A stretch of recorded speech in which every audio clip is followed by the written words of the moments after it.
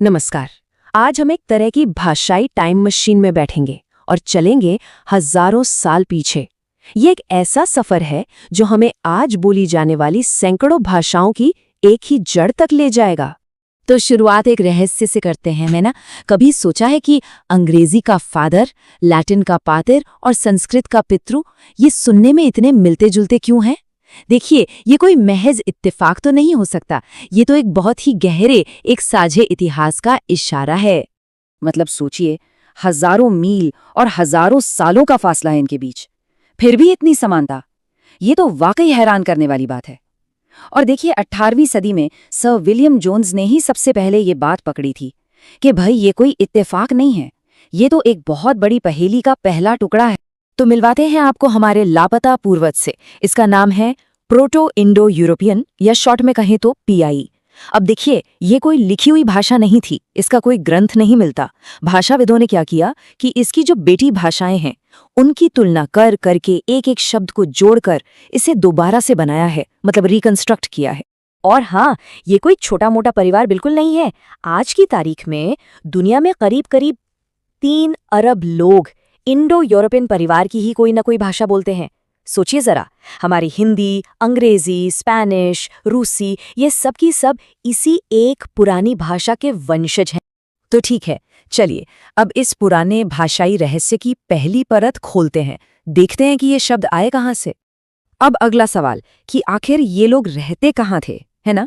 Linguists यानी भाषाविद इसे उर्हेमात कहते हैं, मतलब ओरिजिनल होमलैंड। तो अब हमारी खोज जो है वो इसी होमलैंड की पहेली को सुलझाने की है। सवाल बिल्कुल सीधा है, अगर ये सारी भाषाएं एक ही माँ की बेटियां हैं तो भाई उनका घर कहाँ था? ये मामला एक भाषाई जासूसी कहानी जैसा है। इसमें कई अलग अलग थ्योरीज हैं और मजे की बात यह है कि हर किसी के पास अपने अपने सबूत भी हैं। तो इस केस में हमारे पास 3 मुख्य संदिग्ध हैं, कह सकते हैं। सबसे पहली और सबसे मजबूत थ्योरी है कुर्गन या स्टेपी हाइपोथेसिस। ये कहती है कि ये लोग आज के यूक्रेन और रूस के जो घास के मैदान है ना, वहां रहते थे। दूसरी है अनातोलियन हाइपोथेसिस, जो तुर्की को उनका घर बताती है। और एक तीसरी भी है अर्मेनियन हाइपोथेसिस, जो कॉकेशियस के दक्षिण की तरफ इशारा करती है। वैसे ज्यादातर एक्सपर्ट्स कुर्गन हाइपोथेसिस को ही सही मानते हैं। इस थ्योरी के हिसाब से ये लोग खानाबदोश चरवाहे थे और उनकी सबसे बड़ी टेक्नोलॉजिकल एडवांटेज क्या थी पता है? घोड़े को पालतू बनाना। इसी एक चीज ने उन्हें जबरदस्त मोबिलिटी दे दी, मतलब वो कहीं भी आ जा सकते थे। ठीक है, तो ये तो समझ में आ गया कि ये लोग आए कहाँ से थे, लेकिन अगला सवाल, ये इतनी दूर दूर तक फैले कैसे? इसके लिए हमें उन प्रवासियों के छोड़े हुए पुरातात्विक सुरागों, मतलब आर्कियोलॉजिकल क्लूज को ढूंढना पड़ेगा।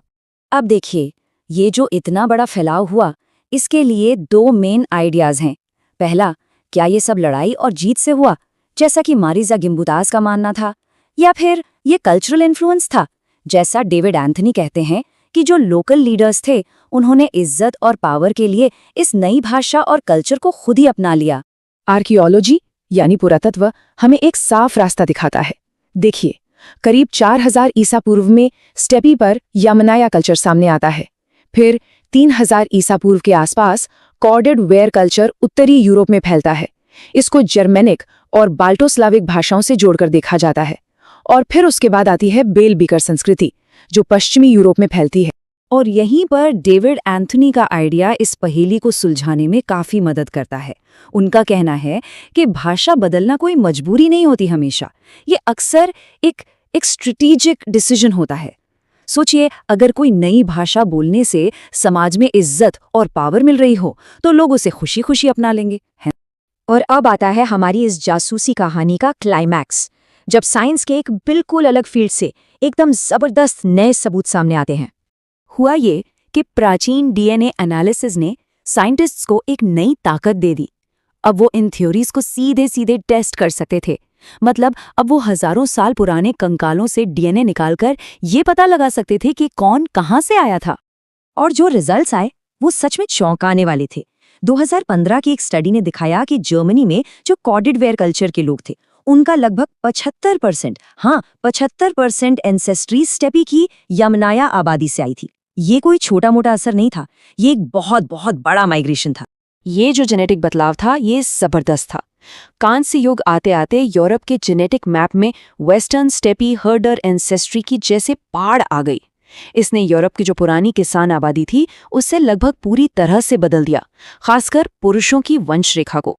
तो सबसे जरूरी बात यह है कि डीएनए के सबूतों ने स्टेपी से एक बहुत बड़े माइग्रेशन को कंफर्म कर दिया। और इस एक सबूत ने वो जो होमलैंड वाली बहस थी ना, उसे काफी हद तक खत्म कर दिया और कुर्गन हाइपोथेसिस को एक तरह से साइंटिफिक कंसेंसस मतलब वैज्ञानिक सहमति का दर्जा मिल गया। चलिए वापस आते हैं आज पर और इस पुरानी कहानी को आज की भाषाओं से जोड़कर देखते हैं। तो ये जो पाई भाषा का पेड़ था वो काफी पहले ही अलग अलग शाखाओं में बंटना शुरू हो गया था।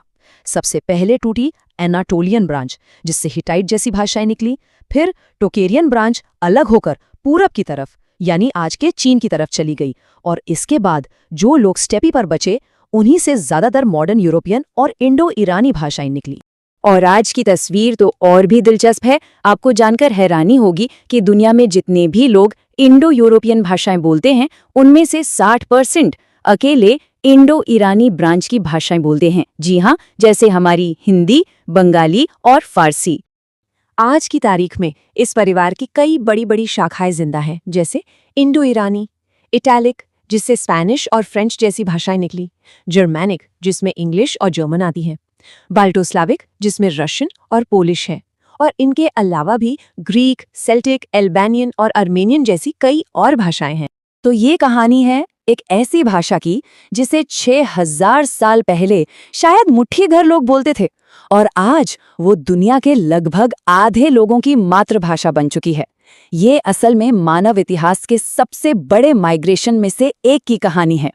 और ये पूरी कहानी हमें एक बहुत ही दिलचस्प सवाल पर लाकर छोड़ देती है कि अगर सिर्फ हमारे शब्द ही इतनी बड़ी कहानी सुना सकते हैं, प्रवास की, जीत की, कल्चर की, तो सोचिए हमारे अतीत के और न जाने कितने राज हमारे चारों ओर हमारी नजरों के ठीक सामने छिपे हुए हैं और बस अपने खोजे जाने का इंतजार कर रहे हैं।